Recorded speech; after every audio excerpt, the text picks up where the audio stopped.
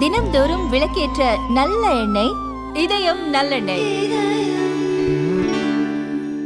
மாண்புமிகு தமிழக முதல்வர், தமிழக வெற்றிக் கழகத்துடைய தலைவர், நல்லாட்சி தமிழகத்தில் நடத்தி கொண்டிருக்கிற மாண்புமிகு வெற்றி தளபதி அவர்கள் நாள்தோறும் பல்வேறு பணிகளை நிறைவேற்றி வருகிறார். குறிப்பாக ஒவ்வொரு துறைகளிலும் என்ன நடைபெற்றுக் கொண்டிருக்கிறது என்பதை ஆய்வு செய்து அதற்கான நடவடிக்கை மேற்கொண்டு வருகிறார். குறிப்பாக இந்தியாவிலே முதல் முறையாக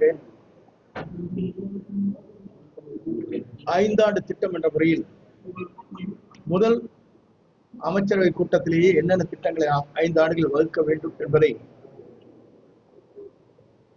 திட்ட வடிவமாக துறையின் வாரியாக இதுதான் முதல் முறையாக கொடுக்கப்பட்டிருக்கிற ஒன்றாக அன்றைக்கு அந்த நிகழ்ச்சி நடைபெற்றது. அதற்கு பிறகு ஒவ்வொரு துறையின் சார்பாக ஆய்வுக் கூட்டங்கள் நடைபெற்றுக் கொண்டிருக்கிறது. குறிப்பாக அவருடைய காலம் தமிழ்நாட்டுடைய பொற்காலம் என்றே சொல்லலாம். மக்கள் எல்லோரும் மகிழ்ச்சியாக இருக்கிறார்கள்.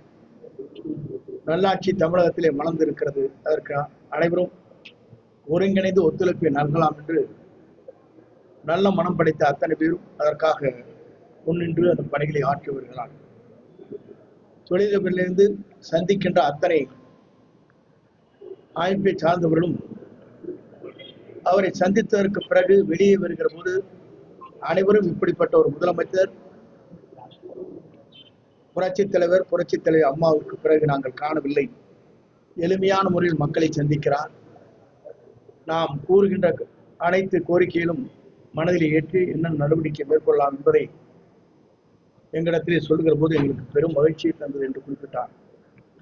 ஆகவே அவருடைய நடவடிக்கை தமிழகம் இந்தியாவிற்கு ஒரு வழிகாட்டியாக திகழ வேண்டும் என்ற நோக்கத்தோடு தான் அயராது காலை 10 மணி என்று சொன்னால் கோட்டையிலே அவர் கார் வந்து நிற்கும். சரியாக மாலை 5 மணி வரையிலும் தங்கள் பணிகளை ஆற்றி வருகிறார். அது மட்டுமல்ல, பல்வேறு இடங்களில் சென்று ஆய்வுப் பணிகளும் மேற்கொண்டு வருகிறார். ஆகிய ஒரு வரலாற்றை படைக்கின்ற எதிர்காலத்தில் தமிழ்நாட்டுடைய மக்கள் நலன் கருதி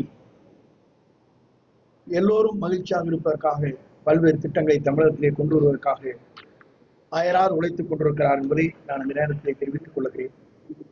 குறிப்பாக நெடுஞ்சாலைத்துறையின் மூலமாக தர கட்டுப்பாடு ஆய்வகம் 47,01 நெடுஞ்சாலைத்துறையின் சார்பாக தர கட்டுப்பாடு 47,01 லட்சம் என்ற முறையில் இன்று 2 கட்டிடங்களை நாங்கள் திறந்து வைத்திருக்கிறோம். மாலை முழுவதும் பல்வேறு இடங்களில் இதுபோன்ற கட்டிடங்களை திறந்து வைக்கின்ற போது மொத்தமாக 12,66 லட்சம் ரூபாய் மதிப்பில் அனைத்து பணிகளும் 19 பணிகளை நாங்கள் திறந்து வைக்க இருக்கிறோம் என்பதை முதலுடைய நல்லாட்சியோடு அந்த பணிகள் நடைபெற்றுக் கொண்டிருக்கிறது என்பதை நான் மகிழ்ச்சியோடு நான் தெரிவித்துக் கொள்கிறேன். மாலை நெடுஞ்சாலைத்துறையின் சார்பாக இங்கே கோத்தனம் பகுதியில் தர கட்டுப்பாடு ஆய்வகம் 45 லட்சம் ரூபாய் செலவில் அதுவும் அங்கே திறக்க இருக்கிறோம். நெடுஞ்சாலைத்துறையின் மூலமாக 3 பணிகள் நிறைவேற இருக்கிறது என்பதை மகிழ்ச்சியோடு நான் தெரிவித்துக் கொள்கிறேன். நன்றி. தமிழ்நாட்டில்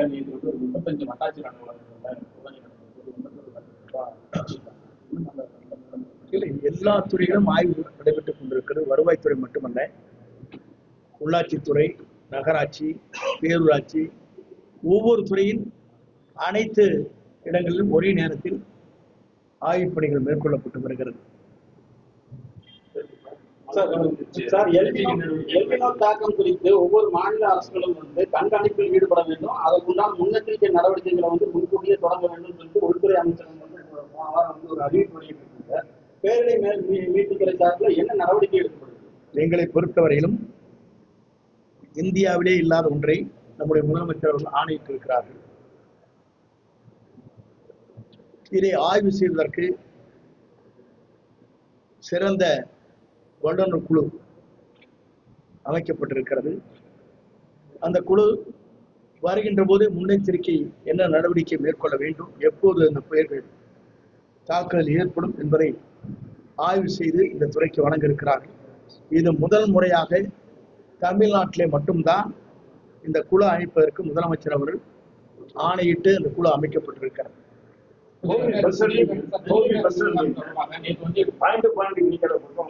வெயில வந்து பொதுமக்கள் ரொம்ப பாதிப்போடு இருக்காங்க. அந்த நிழல் கூட அமைக்கிறதா பொறுத்திருந்து பாருங்க. டாஸ்மாக் கடையில வந்து மூடிட்டாங்க. மூடின பிறகு தற்பொழுது எப்பல் டு மதுபான கடைகளும் அதிகமா இருக்குது. இப்ப வந்து உணவகத்துடன் கூடிய மதுபான கடைகள் ரெஸ்ட்ரோ பார் கட்டுறதுக்கான ஆய்வு பணியில வந்து தமிழக அரசு ஈடுபட்டதா சொல்லியிருக்காங்க சார். இது எப்படி பூரண மதுவிலக்கை நோக்கி நாம ஒரு பயணம் நம்முடைய நோக்கம் பூரண மதுவிலக்கு என்பது ஒன்று. இரண்டாவதாக மக்கள் எங்கெங்கே மது அங்கே இருக்கிற கடைகளை அகற்றப்பட வேண்டும் என்று சொல்கிறார்களோ, கோயில்கள், பள்ளிகள், பேருந்து நிலையங்கள் அனைத்தும் உடனடியாக இப்போது நிறுத்தப்பட்டிருக்கிறது. இது ஒரு வரலாறு, முதலில் தெரிந்து கொள்ள வேண்டும். ஒவ்வொரு அதுக்காக போராடிட்டு இருப்பாங்க. கோயில்காரர் ஒரு பக்கம் போராடுவாங்க, பள்ளிக்கூட குழந்தைகள் ஒரு பக்கம் போராடுவாங்க. போராட்டமே இல்லாமல் முதலில் அறிவித்த வரலாறு இதுதான். அதற்கு பிறகு படிப்படியாக நாம் எப்படி நடவடிக்கை மேற்கொள்ள வேண்டும் என்பது நம்முடைய அந்த துறையினுடைய அமைச்சர் தான் அதுக்கான பதிலை அளிப்பார். குதிரை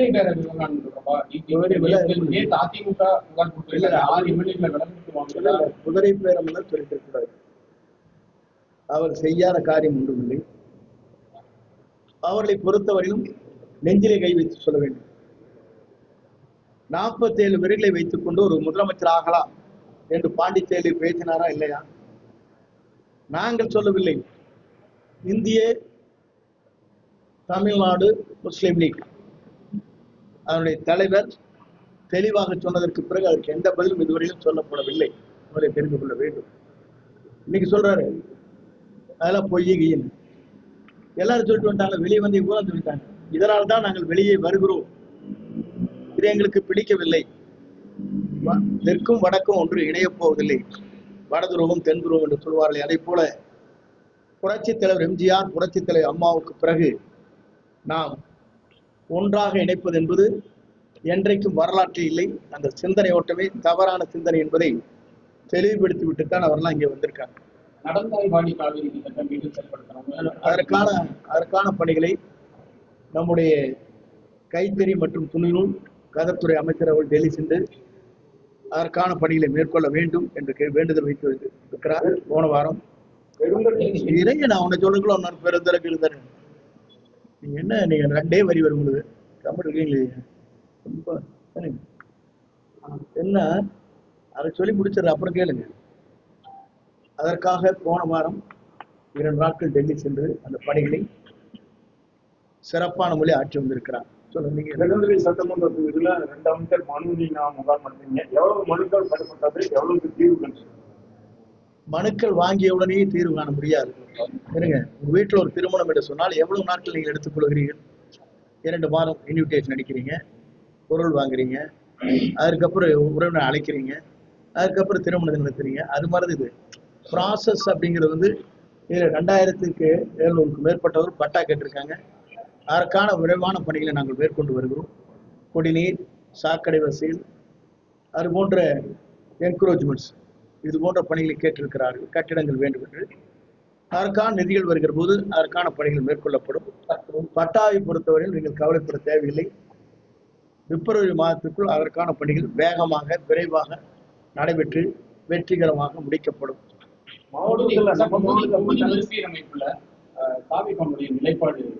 தொகுதி மறுதீர்ப்பாளர் பொறுத்தவரையிலும் இன்னும் அதற்கான கடிதங்கள் வரவில்லை. வந்ததற்கு பிறகு முதலமைச்சர் அதற்கான முடிவுகளை மேற்கொள்வார். எக்ஸ்பர்ட் கமிட்டி போட்டாச்சு. வறட்சி வந்து மழை பற்றாக்குறை இருக்கிறது. தென்மேற்கு பருவமழையை பொறுத்தவரை குறைவாக இருக்கிறது. வடமேற்கு பருவமழையை பொறுத்தவரையில் கூடுதலாக வருமா என்ற எச்சரிக்கைக்காகத்தான் ஒரு குழு அமைக்கப்பட்டிருக்கிறது, எக்ஸ்பர்ட் கமிட்டி. இதுவரையிலும் இந்தியாவிலேயே முதல் முறையாக தமிழ்நாட்டில் போடப்பட்டிருக்கிறது. விவசாயிகள் எல்லாம் இருக்கிறார்கள். நிதி இருக்கிறதா என்பதை ஆய்வுதான் முதலமைச்சர்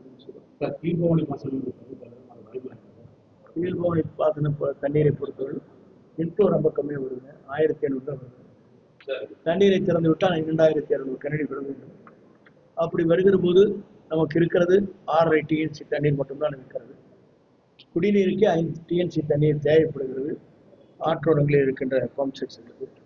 ஆகவே அந்த பணிகளை மழை சூழ்நிலை ஏற்ப அரசு என்ன நடவடிக்கை மேற்கொள்ளார் என்பதை விவசாயிகள் கலந்து அந்த முடிவுகளை மேற்கொள்ளும். 2006 மதிமுக நிர்வாகிகளுடைய அழுத்தத்தால் அதிமுகவுடன் கூட்டணி வச்சதை நான் மிகப்பெரும் தவறு. 2006 ஜெயலலிதா அதிமுகவுடன் கூட்டணி வைத்ததுன்னா நான் செஞ்ச மிகப்பெரும் தவறு.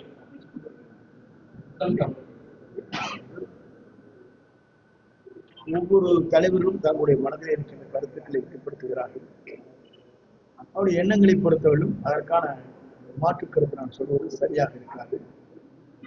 அந்தந்த சூழ்நிலைக்கு ஏற்ப ஒவ்வொருவரும் கூட்டணி வைத்துக் கொள்வது இயற்கையாக நடைபெறுகிறது என்று அதிலே நான் ஆழமாக சென்று கருத்துக்கள் சொல்வது சரியாக இருக்காது. மகளிர் உரிமை தொகை பெறுவதற்கான விண்ணப்பங்கள் வந்து நீண்ட நாட்களா வந்து வாங்காம இருக்காங்க சார். இதுல வாங்கிட்டு இருக்கிறோம். இப்போ வந்து அது எப்படி வாங்குது அப்படின்னு சொல்லிட்டு தெரியறது எல்லாருக்கும் தெரியுது. ஆன்லைன் மூலமா அப்ளை பண்ணலான்னு இருக்கு. நேற்றைய தினம் கூட இந்த ஞாயிற்றுக்கிழமை இன்றைக்கு பெருந்துறை நடைபெறுகிற போது ஏறத்தாழ 187 மனுக்கள் பெண்களே நேரடியாக வந்து மகளிர் உதவித்தொகை வேண்டும் என்று கேட்டிருக்கிறார். ஆகவே ஆன்லைன் மூலமாக யார் வேண்டுமானும் பதிவு செய்யலாம். அதை அரசு பரிசீலித்து அதிலே சரியாக இருக்குமேயானால் அது தேர்வு செய்யப்படும்.